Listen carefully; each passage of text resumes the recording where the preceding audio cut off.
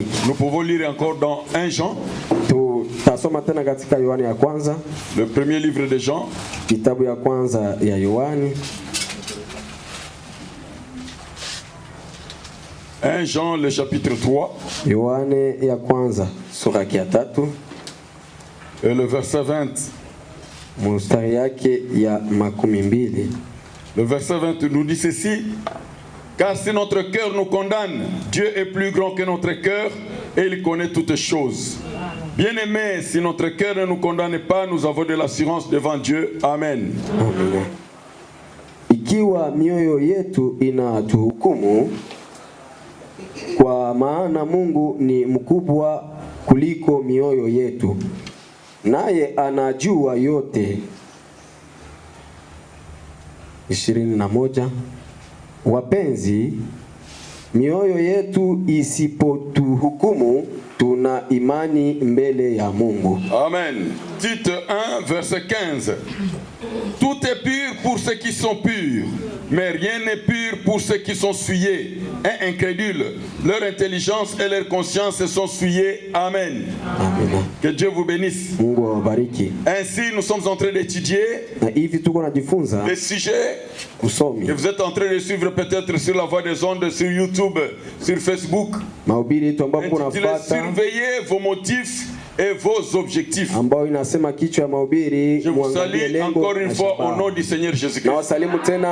Soyez tous bénis, soyez toutes bénis. Pour ce premier dimanche de 2024. Et j'espère que le Seigneur sera avec nous pendant toute l'année 2024. Amen. Surveillez vos motifs et vos objectifs. Et tout ce que vous pouvez faire. Comme nous avons dit, tout ce que vous pouvez dire.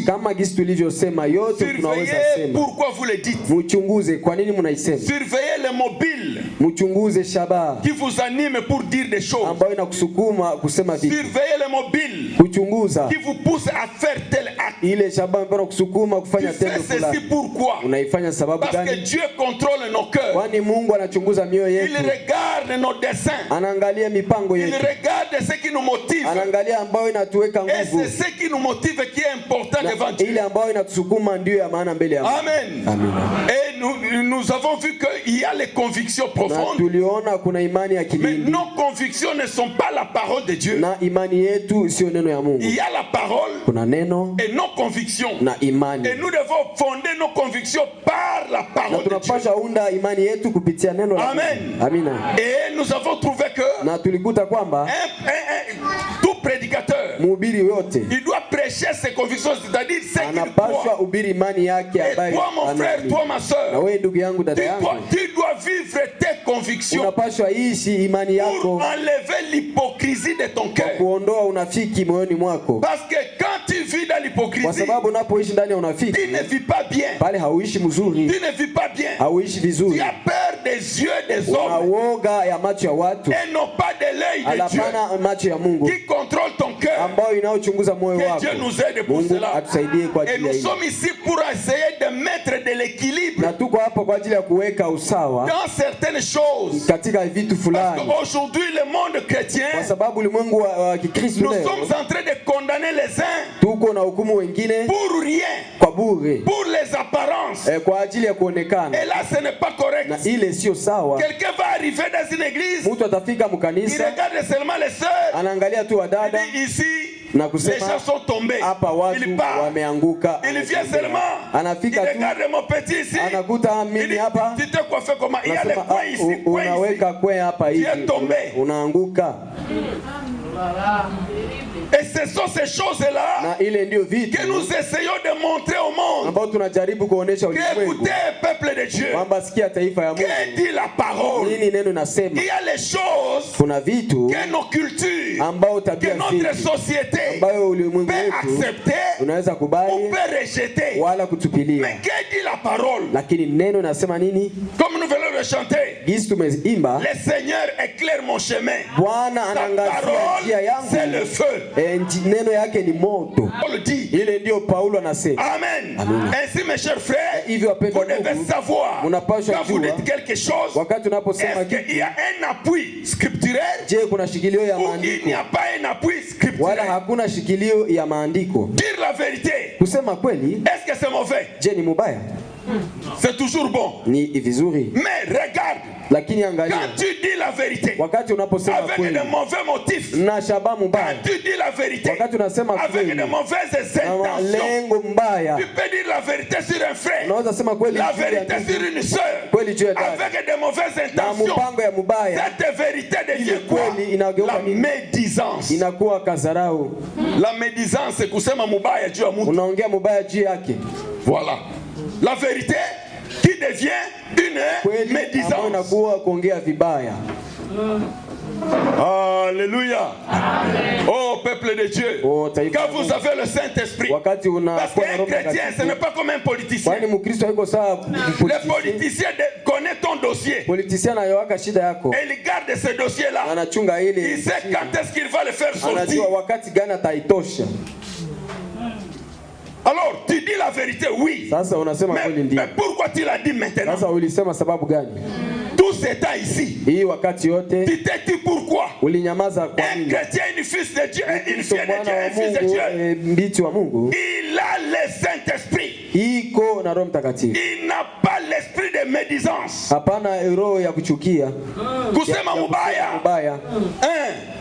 Tu dis des choses sur la sœur seulement parce que tu vois qu'elle est en train de se marier. Tout ce temps ici, tu te dis pourquoi? Tu dis telle chose sur le frère parce que tu vois qu'il est en train de, il est sur le point d'être béni dans tel domaine, tel domaine. Et c'est là que maintenant tu veux faire sortir. Il y a quel esprit? Quels sont vos motifs? Quels sont vos objectifs?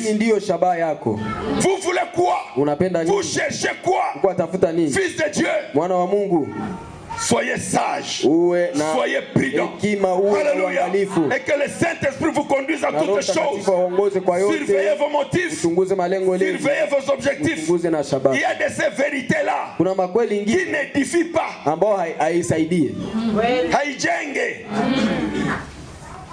C'est la vérité. Je suis le chemin, la vérité, la vie. Tu vas dire, j'ai dit la vérité, oui. Tu as dit la vérité, mais pourquoi tu l'as dit? Pourquoi? Et ça va aider qui? Il y a d'autres vérités qui détruisent. Alléluia. Surveillez vos motifs. Surveillez vos objectifs. J'ai dit ici sur la vérité. Je vais dire maintenant sur le mensonge. Est-ce que mentir est bon? Est-ce que mentir est bon? Mentir est toujours mauvais. Mais Rahab a menti. Et c'est devenu un acte de foi. Par la foi, Rahab a fait échapper les espions. Et pourtant elle a menti. On vient demander, est-ce que les gens ici sont ici? Non, ils sont passés par là. Allez les chercher là-bas. Et elle cache les espions. Et ça passe pour être un acte de...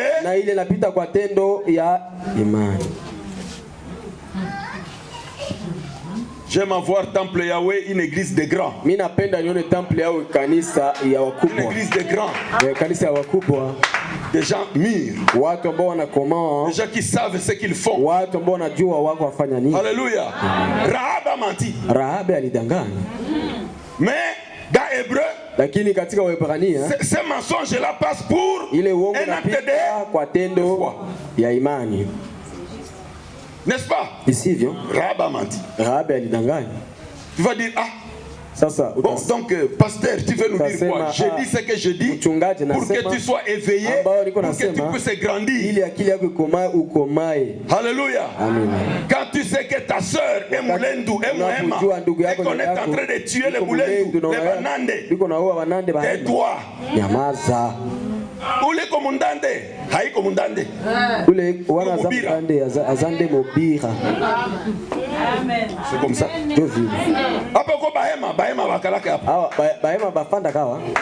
Bahema bakalake hapa bahema abiko. Bafanda kawa te. C'est comme ça. Mais toi, tu sais qu'on est en train de chercher ton frère pour le tuer. Tafuta ndugu yako juba muue. Iko hapa. Azawa. Traître. Msaliti. Unakuwa nani? Traître. Unakuwa msaliti.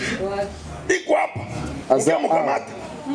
Mungu ndiye anachungaka baba. Boya bozwa yeye. Unapumbafu. Azawa. Mungu ndiye anachungaka. Hauna akili.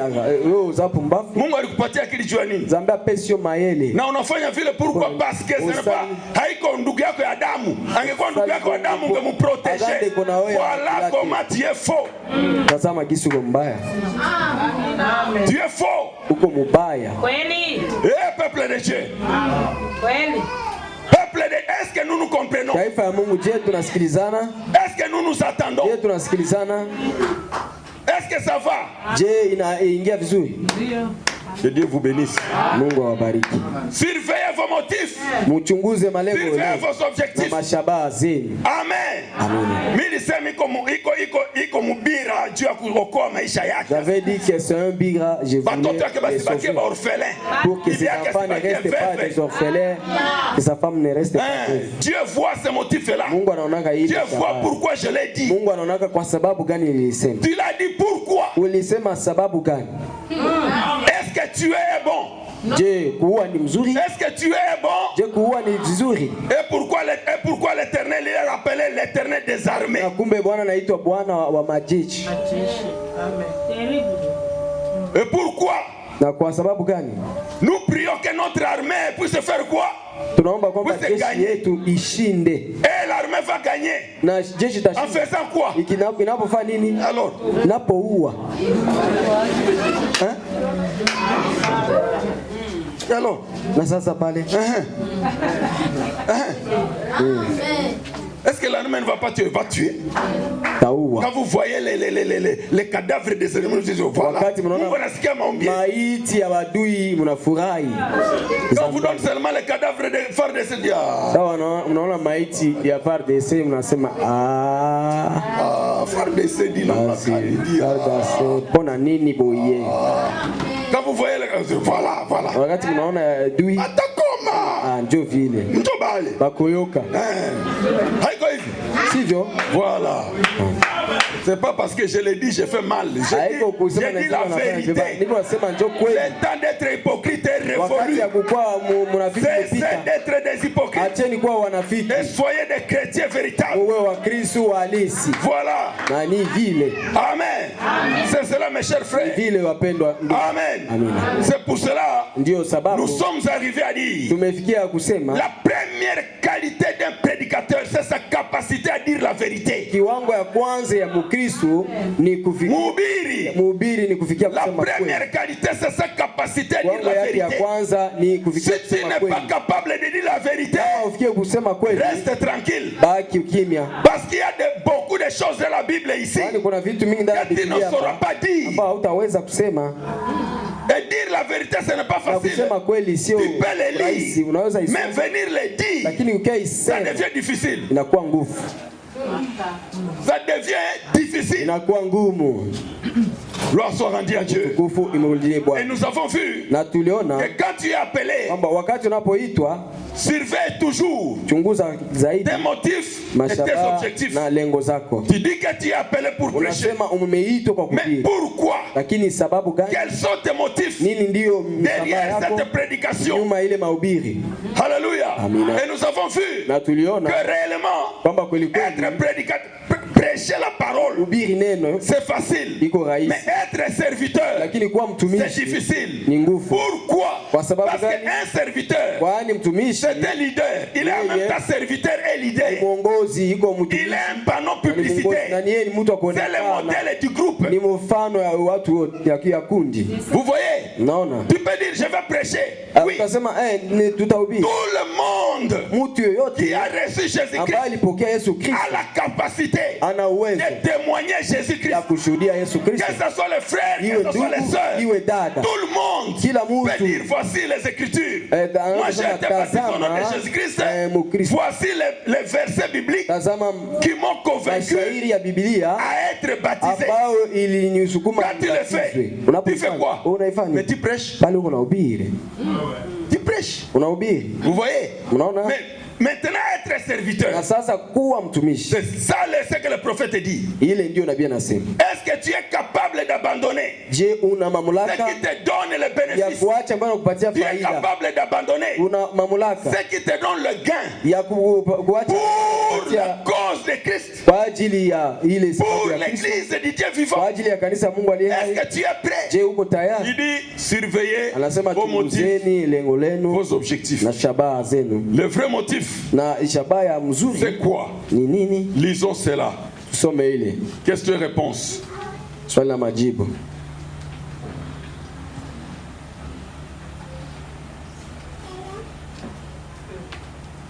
510. Page 510. COD, tome 2. 510. Paragraphe 40. Le prophète nous dit ceci. Paragraphe 31 d'abord. Il nous dit, un appel de Dieu brûle tellement dans votre cœur qu'il ne vous donne aucun repos, ni le jour ni la nuit. Vous ne pouvez pas y résister. Ça vous hante continuellement. Si vous devriez pécher, vous dites très bien. Là, un autre objectif. Je crois que par rapport à mon travail actuel, si je pouvais être un évangéliste réputé ou un pasteur, avoir un bon salaire fixe, avoir une maison où m'installer ou habiter, alors je crois que ce serait bien, que ce serait beaucoup plus facile que ce que je fais actuellement. Et réellement, je pense que ce serait là. Vous voyez, votre objectif est faux au départ. Il n'est pas bon. Voyez-vous, vous avez tort, peuple de Dieu. Quand vous êtes en train d'être appelé, sachez que c'est le leadership. Vous êtes un conducteur d'hommes. Vous êtes un dirigeant. Et quand un prédicateur oublie qu'il est un dirigeant, c'est fini. Il pense que les gens ont simplement besoin de la parole. Non, les gens ont besoin de votre vie, de votre façon d'être, de votre manière. C'est là la plus grande prédication, plus que même ce que tu dis sur la chair. Votre manière, la manière d'accueillir les gens, ça suffit. Est-ce que tu accueilles les gens bien? Est-ce que tu souris avec les gens bien? Est-ce que tu peux diriger les gens bien? Mais tu penses que tu vas avoir un peu d'argent. Le prophète dit l'objectif est mauvais. Et puis, si vous disiez, eh bien, peut-être parce que je pense que peut-être je jouirais d'une plus grande popularité auprès des gens. Là encore, faux. Je voudrais être populaire. Que les gens parlent de moi. Que mon nom parte. Je voudrais être connu partout. Mon frère, ma soeur, vous faites erreur. Vous faites erreur. Vous savez, quand vous avez ce genre de motifs-là, vous faites erreur. Alléluia.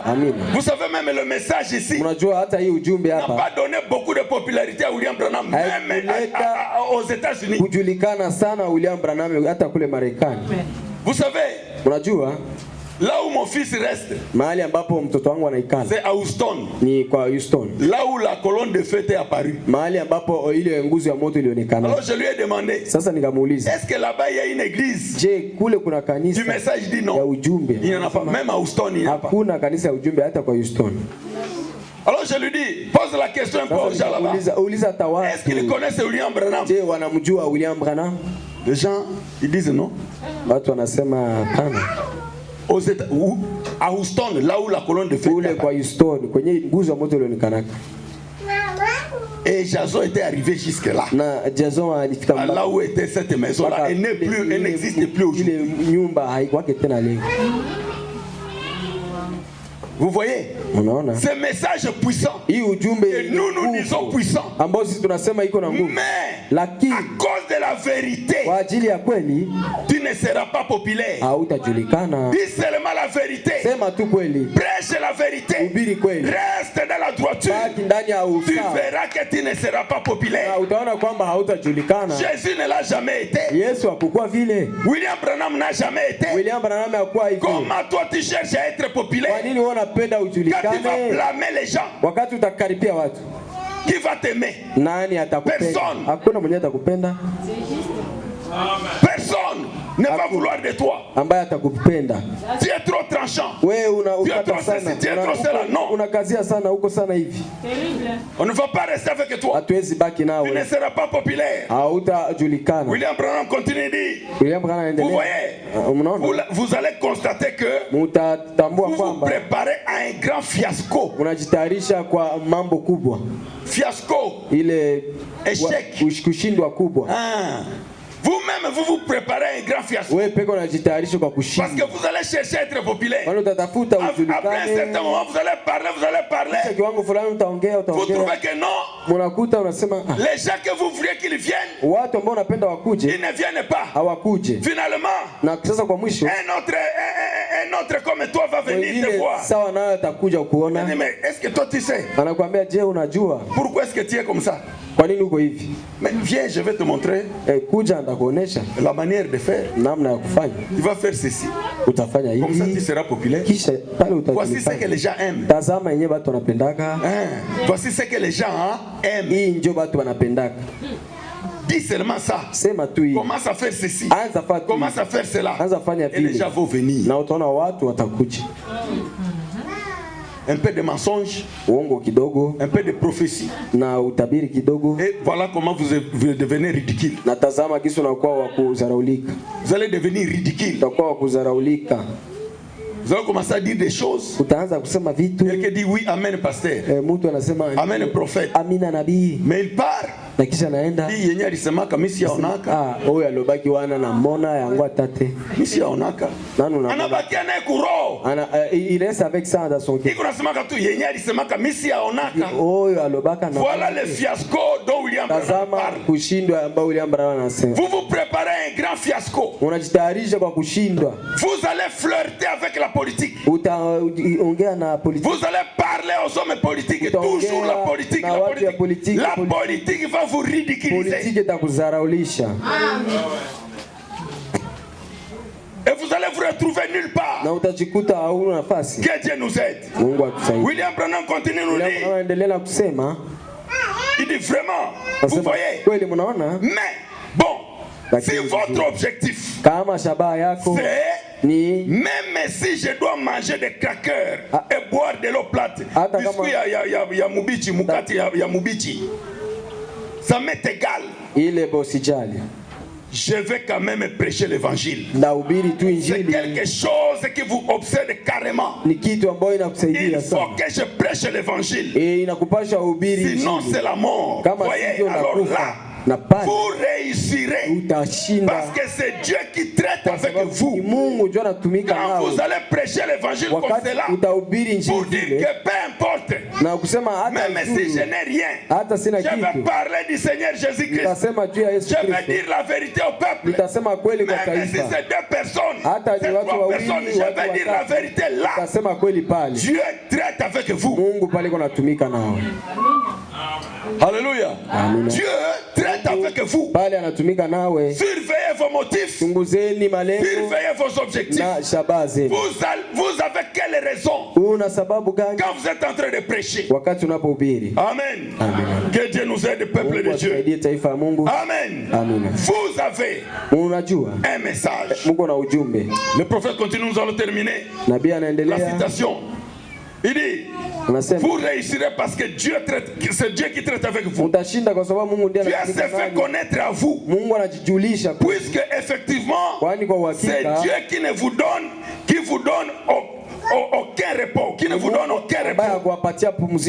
Et généralement, un homme qui a été appelé de Dieu ne veut jamais faire le travail. Aviez-vous déjà songé à ça? N'importe quel homme, quand Dieu t'appelle, généralement, tu refuses.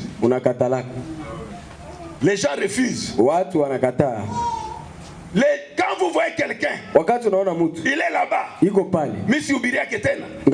Wa ubiria ketena dunia kabambi hivi ubiria ketena munaka. Mokili monene boy yo te akate. Dunia kabambi ya ubiria ke. Mokili monene boy yo te akate punami. Mon frère, ma soeur. Et vous allez écouter maintenant ce que le prophète va dire. Ici, nous avons parlé des prédicateurs derrière la chaîne. Mais regarde maintenant. Toi aussi. Dans la révélation de Jésus-Christ. Page 29. Page 29. Écoutez. 228. Les jours de Pentecôte, lorsque la colonne de feu est descendue sur eux, avez-vous remarqué qu'elle s'est partagée?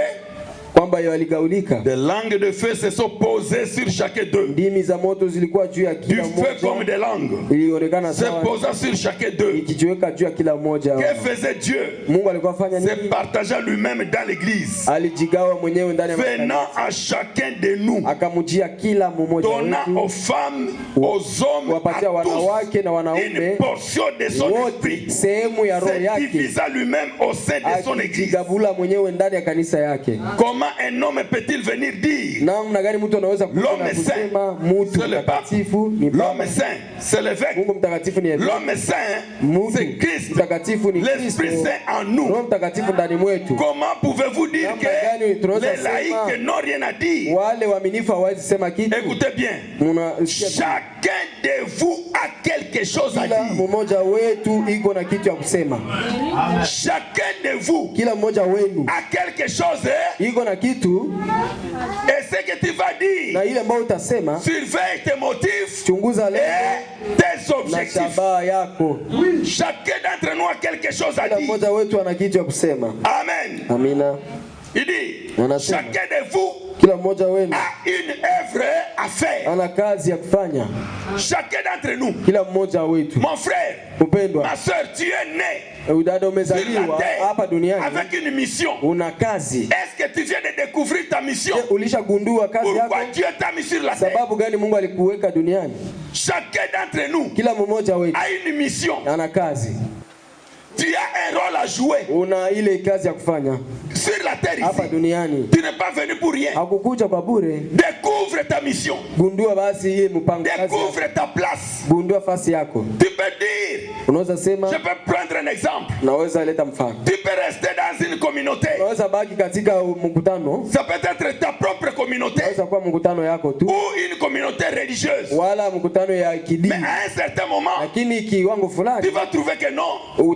Tu dois quitter cette communauté. Pourquoi? Parce que ta place est quelque part là-bas. Lorsque tu seras là-bas, tu seras à l'aise. Parce que toutes les pierres ont une place dans la construction de Dieu. Toutes les pierres. Si aujourd'hui ta place n'est pas trouvée ici, ta place sera trouvée là-bas. Si ce n'est pas sur cette ligne ici, ta place sera sur l'autre ligne là-bas. Mon frère bien-aimé, et Dieu va faire en sorte que tu seras là où Dieu veut que tu sois. Et la manière de découvrir encore, est-ce que tu es une bénédiction pour les gens? Est-ce que tu bénis les gens? Où est-ce que tu bénis les gens? Si tu chantes et tu bénis les gens, reste là-bas, c'est là que Dieu veut que tu sois.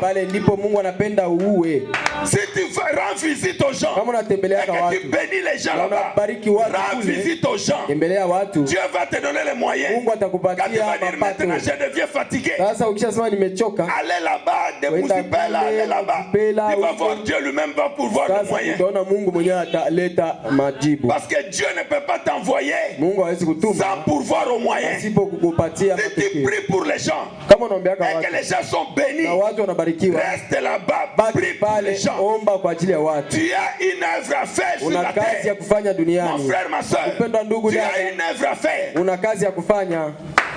Amen. Il y a toujours les gens qui viennent chez toi. Watu wanakuyaka tu kwa. Ils te rendent visite. Kukutembelea. Peut-être tu es encore jeune. Mara nyingine uko kijana. Tu es jeune garçon. Uko kijana. Mais tu vas voir les autres jeunes. Mais uko unatu vijana wengine wanakuyaka tu njo kwako. Mon cher. Mwenzangu. Ici, il y a ça. Il te demande les conseils. Hapa kuko hivi. Surveille ça. Sasa chunguza ile. Surveille c'est donc qui est là. Chunguza ile zawadi ambayo iko ndani mwako. Peut-être tu as le don de sagesse. Mara nyingine una zawadi ya hekima. Chez toi. Watu wameona ndani mwako. Et quelqu'un va dire mon cher. Na mtu atakwambia. Et puis tulikuwa na wewe ukaniambia hivi, nikaresone nikaona kaiko kweli. Tangu tuzalaka na wewe sanga bongo. Tu as le don de sagesse. Unaona kwamba uko na zawadi. Les gens viennent chez toi chercher quoi? Watu wanakuja kwako. Tu bénis le peuple. Tu bénis l'univers avec quoi? Ulimwengu na nini? Tu as une œuvre à faire. Una kazi ya kufanya. Mais avant cela, surveille tes motifs. Mbele ya ile chunguza surveille tes objectifs. Na shabaha yako. Amen. Tu es généreux. Wewe uko. Tu as le don de libéralité. Wewe uko wazi. Tu libères facilement. Unaleta kwa urahisi. Mais surveille tes motifs. Chunguza surveille tes objectifs. Na shabaha yako. Parce que le diable est très malin. Kwani shetani ni mwerevu sana. Qui ne change pas cela en mal. Asibadilishe kwa ubaya. Quand tu vas faire quelque chose, unapofanya kitu, ne sois pas usikue comme ça. Job ne l'a jamais dit. C'est moi qui vous garde. Job aidait les gens. Job alisaidia watu. Il n'a jamais dit. Lakini hajawahi kusema. Ngande. Ngayeyu. Non. Mon frère bien-aimé. Mpendwa ndugu. Si Dieu kama Mungu a mis quelque chose entre tes mains, aliweka kitu pour aider les gens, kononi mwako kusaidia watu, wasaidie tranquillement, kwa utulivu, calmement, na salama. Ferme la bouche, ufunge glorifie Dieu. Tukuza Mungu. Alléluia. Tu as une œuvre à faire sur la terre. Una kazi ya kufanya duniani. Surveille tes motifs. Chunguza lengo lako. Surveille tes objectifs. Na shabaha yako. Amen. Toujours veille à cela. Le diable est malin. Shetani. Tu ne peux pas dire, hey, moi je ne sais pas, je suis venu faire quoi? Si pas dans l'église, là-bas dans la société, dans les quartiers, tu as un rôle à jouer. Tu vas aider l'humanité. Parce que l'humanité, c'est l'humanité de Dieu.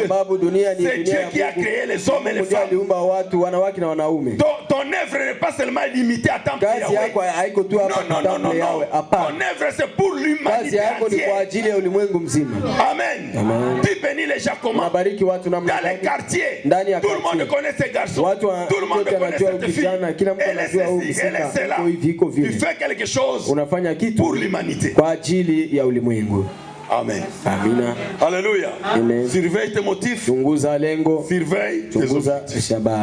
C'est très important. Un autre endroit où William Branham nous a dit de surveiller nos motifs et nos objectifs.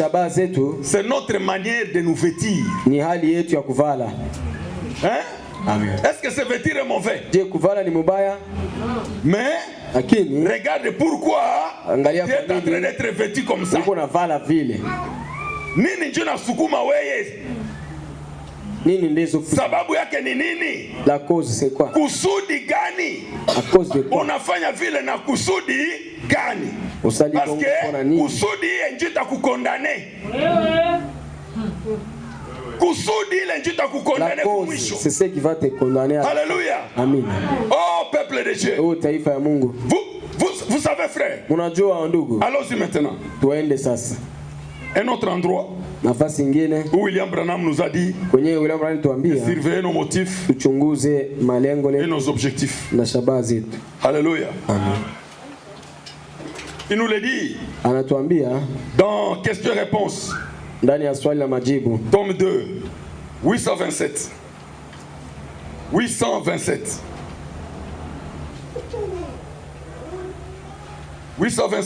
question 283. Très important. Ya kuona maneno ni ya maana sana. Ça dépend de votre façon de voir les choses. Votre attitude hali yako, votre objectif, lengo yako, vous portez cela pourquoi? Uko navaa ile sababu gani? Quelle est votre attitude devant cela? Ndio lengo yako. Alléluia. De votre façon de faire. Namna yako ya kufanya. Voyez, ça dépend de la raison pour laquelle se fait. Inahusu na namna gani ilifanyika. Tu as quelle raison? Wewe una sababu gani? Tu as quelle raison de faire ça? Una haki gani ya kufanya ile? C'est pour ça aujourd'hui nous devons cesser. Ndio sababu leo tunaweza condamner les gens parce que nous ne savons pas les motifs qui sont derrière ces choses-là. Lengo ambayo iko nyuma ya ile. Un frère, ndugu, il traverse des moments difficiles avec son épouse. Dans leur mariage c'est compliqué.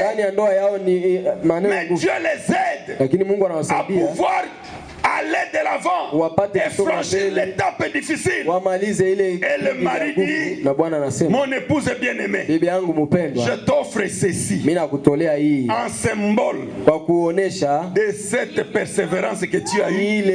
Tu m'as supporté beaucoup avec mes bêtises, avec tout. Toutes les fois tu porteras ça. Ça me fera plaisir. Cette femme porte ça pour son mari. Et toi qui es-tu pour dire iko païenne? Toi tu es qui pour dire que ce soit une païenne? Païenne. Quelle païenne? Depuis quand? Depuis quand est-ce que la religion est résumée par des bien-être? Les lunettes ici, toutes ces histoires sont des objets neutres. Il n'y a pas de démons là-dedans. Les démons ne sont pas dans des voitures. Les démons ne sont... Est-ce qu'une voiture a un démon?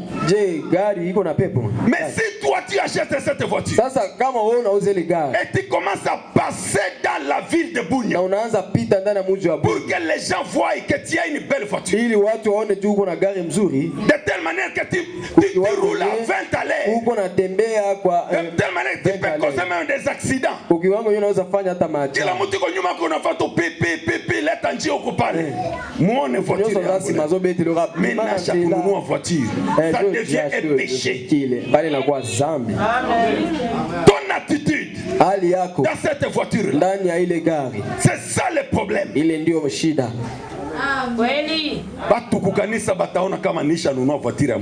Les gens à l'église verront que j'ai acheté un nouveau véhicule. Voilà le péché. Ton attitude, ton objectif, ce ne sont pas corrects. Tu peux porter les... Est-ce que porter les habits c'est mauvais? C'est bon. Mais lorsque ces sentiments-là habitent en toi, pour que les gens puissent voir que je suis le top modèle, l'envoyé Eliezer a vêtu Rebecca. C'est comme ça. Ce n'est pas notre Bible.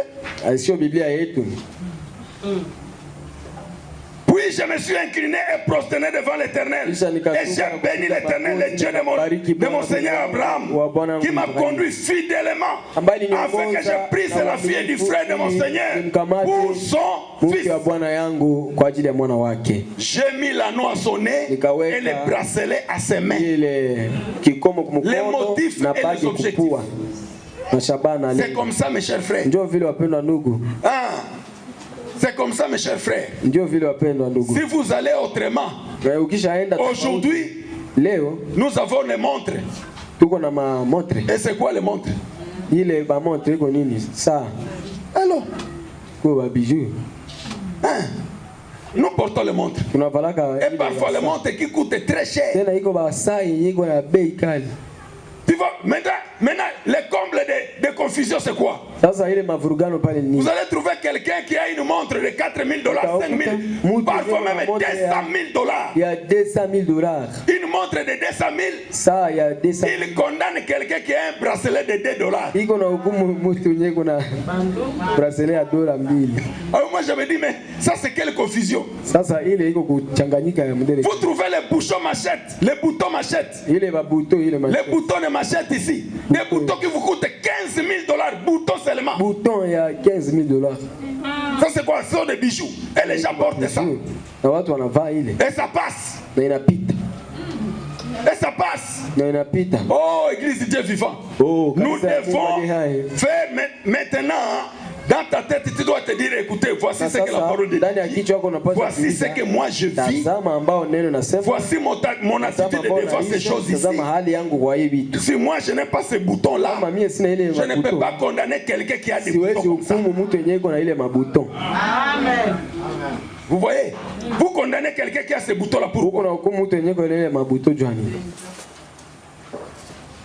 ça dépend de ton attitude. Ça dépend de ta main. Un jour, je vous l'ai dit toujours, mon frère est en train de me suivre. J'ai un frère bien aimé Sam qui est en Europe maintenant. Un jour, on se promène avec lui à Guangzhou. Quand on se promène avec lui à Guangzhou, il me dit, ah, Paka, ngai nakosomba kaka iPhone, dernier cri.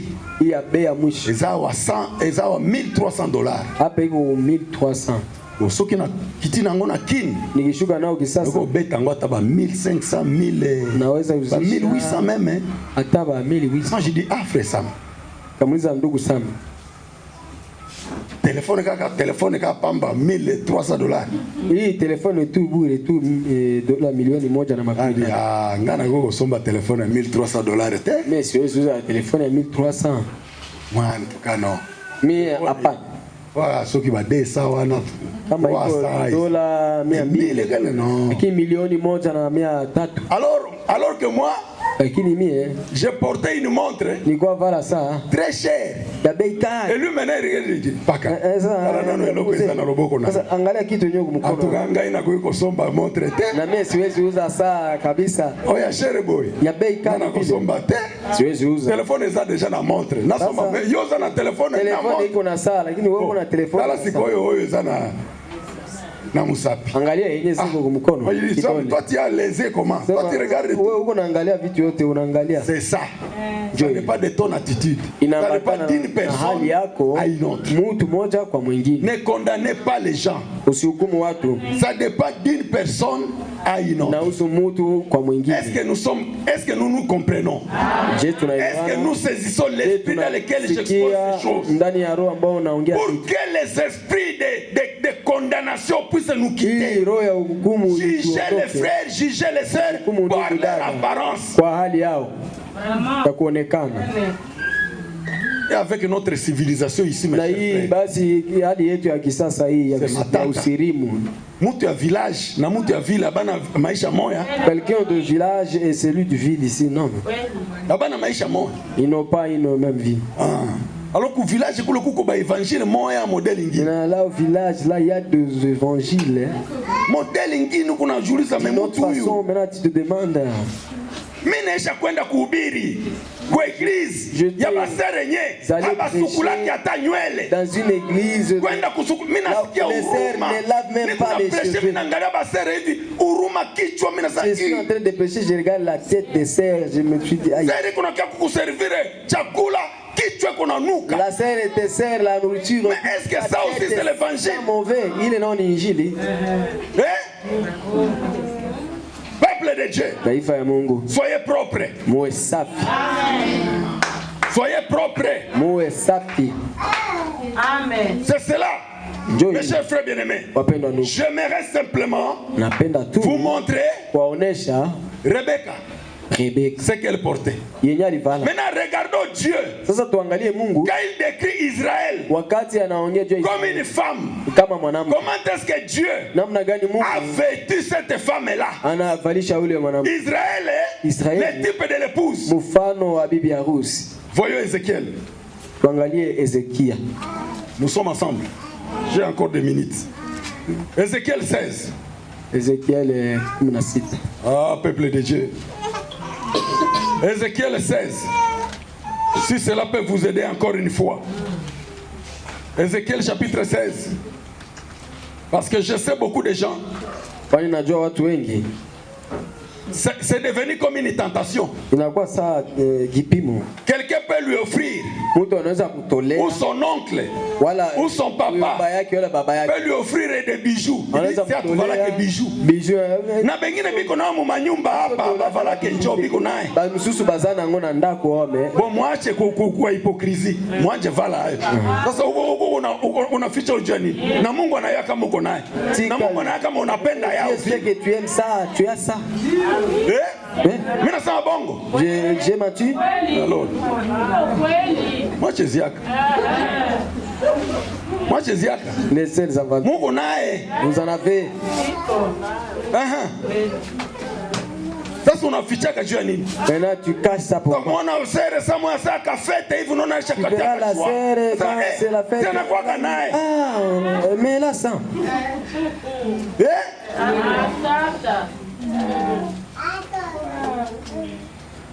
Église Dieu vivant. Kanisa Mungu ali hai. Ézéchiel chapitre 16 verset 8. Ézéchiel 16 8.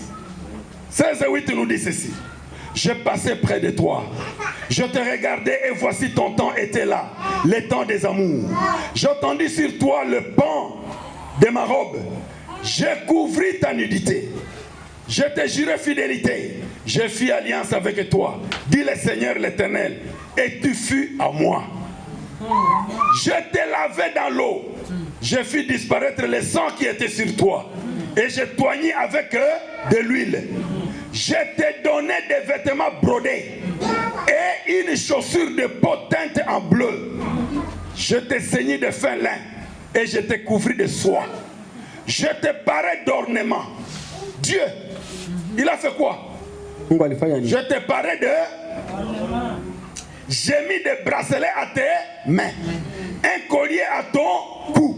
J'ai mis un anneau à ton nez.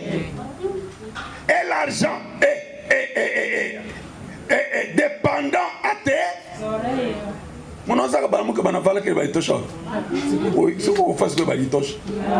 Si les femmes portent ça, ils ont trouvé ça où? Ils ont trouvé ça ici. J'ai mis des bracelets à tes mains, un collier à ton cou. J'ai mis un anneau à ton nez, dépendant à tes oreilles, et une couronne magnifique sur ta tête. Ainsi tu fus paré d'or et d'argent, et tu fus vêtu de fin lin, de soie et d'étoffe brodée. La fleur de farine, le miel et l'huile furent ta nourriture. Tu étais une beauté accomplie, digne de la royauté. Voilà. Digne de la royauté. Ton attitude envers ces choses, ta façon de faire, c'est quoi? Si ces choses te donnent l'orgueil, abandonne.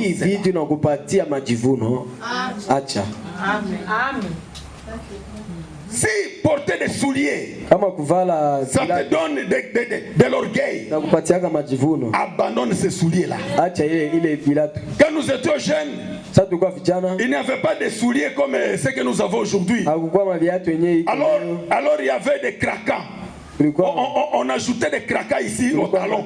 Comme ça, quand tu passes, ça fait alors nous on portait ça. Abandonne ça. Tout. Abandonne ça. Alors dis-moi un peu. Quand Dieu décrit Israël comme ça, il a vêtu comme ça. Toi, tu es qui? C'est Dieu qui le dit. Ton Dieu. Alors c'est ta sainteté fabriquée. Ta propre sainteté à toi, laisse ça. Parce que Dieu, il dit comment il a pris Israël comme une femme et il a vêtu comme ça. Est-ce que Dieu a vêtu Israël des démons?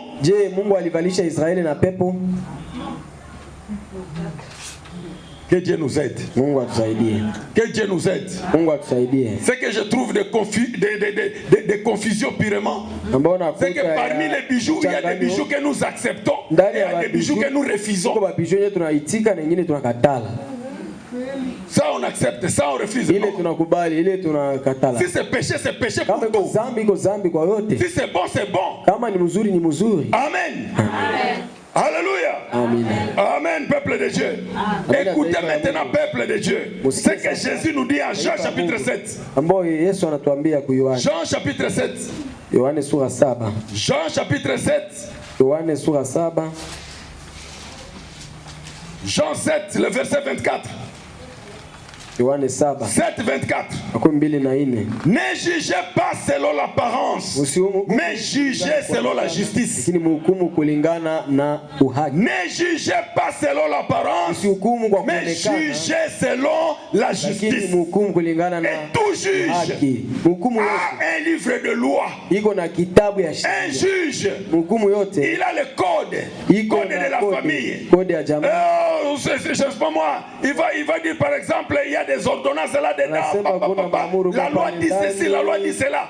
Et toi, fils de Dieu, quand tu juges quelque chose, voici la Bible qui est le livre de ta loi.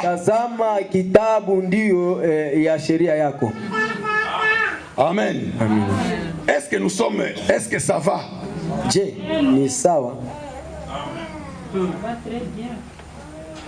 William Branham nous a dit beaucoup de choses. Des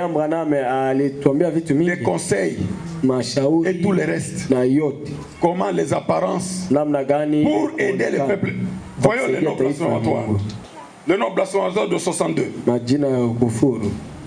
Le nom blasphématoire de 1962. Et nous allons terminer par là. Page 13. Paragraphe 82. J'ai toujours été accusé d'être dur envers nos sœurs. À propos des cheveux coupés, courts, et du maquillage partout sur le visage. Et ce genre de choses. J'ai toujours été accusé d'être dur avec nos sœurs. Ce n'est pas que je crois que ce soit contre cela. Je ne dis pas que la femme n'est pas une femme bonne. Qu'elle ait fait qu'elle fait le trottoir ou d'autres choses. Ce n'est pas mon attitude. Mais c'est ceci. Si elle met autant d'artificiel au dehors, cela montre qu'il y a beaucoup d'artificiel au dedans. Là où ça devrait être rempli de Christ. Parce que l'extérieur exprime toujours ce qui est à l'intérieur. C'est à leurs fruits que vous les reconnaîtrez. Vous voyez? Et là où Christ devrait être là-dedans, elle devrait se soucier de Dieu et se soucier d'autres choses au lieu de cet appareil artificiel. Et vous savez, des paupières vertes et cet aspect inhumain de tous ces genres de trucs. Quand quelqu'un va mettre des paupières, il y a des paupières noires, il change, ça devient vert.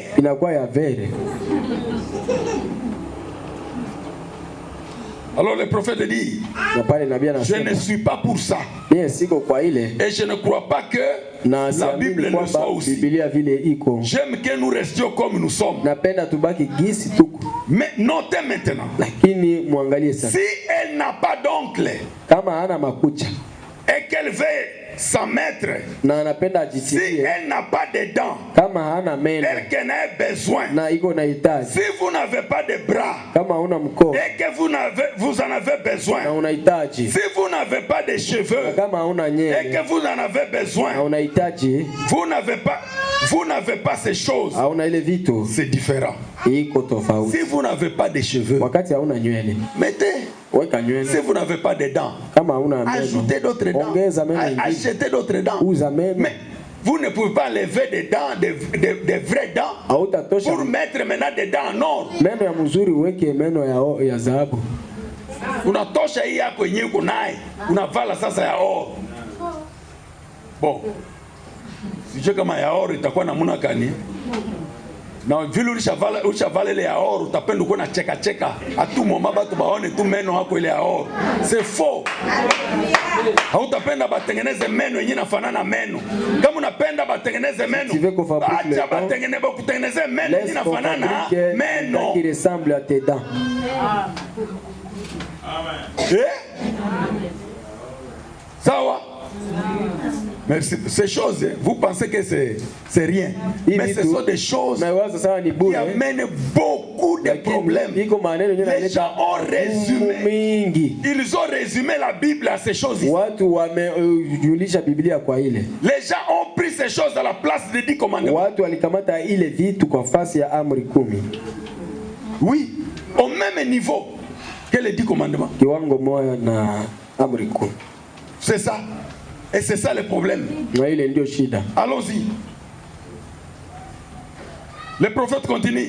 Mais quand vous enlevez vos bonnes dents naturelles, parce qu'elles ne sont pas aussi brillantes qu'elles devraient l'être, alors vous avez mal fait. Si vous avez des cheveux roux et vous en voulez des noirs, et vous descendez ici et vous les teintez en noir, simplement parce que vous avez mal fait. Oui.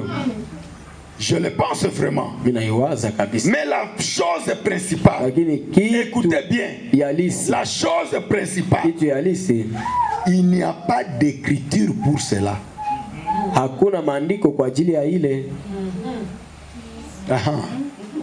Quand vous allez débattre, hautapata maandiko juu yake. Yana kwambia usifanye hivi, ufanye hivi. Et nous, ce qui nous intéresse, c'est ça. Est-ce qu'il y a un soubassement biblique pour ça? Non. Il n'y en a pas. Vous voyez? Non. William Branham Mayer va te dire, je parle de maquillage parce que je lis que Jézabel s'était maquillée. Et c'était une femme de mauvaise vie. Et puis je suis allé en Afrique, j'ai trouvé que les Africains se maquillaient.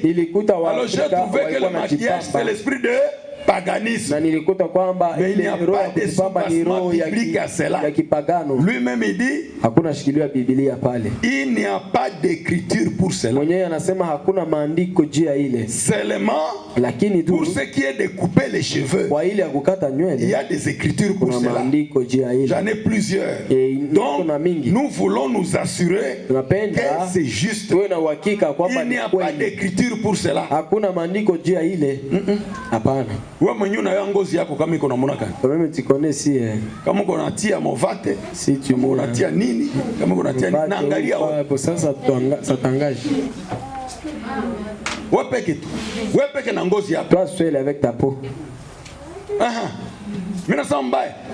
Je mal dit. Mimi nasema mbaya. Je mal parlé. Hakuna maandiko juu ya. Mwenye kuna chocolat, mwenye kuna thé à chocolat, anabakia chocolat. Celui qui a le thé chocolat. Mwenye kuna mwekunda anabakia mwekunda. Celui qui est brun, il reste brun. Mwenye ko vraiment anabakia vile. Unaona? Hapana kuanza kuhukumu mtu. Masemi kati yenu. Bon anakuwa kama mwekunda lakini anashaongeza tena njoo kidogo. Il a ajouté encore. Anakuwa tunayana kwa mwekunda meno. Haikuangalie. Bon ça t'engage pas. Amen. Haikuangalia maneno yako. Ça ne t'engage pas, c'est pas tes affaires. Angalia maneno yako. Regarde tes affaires.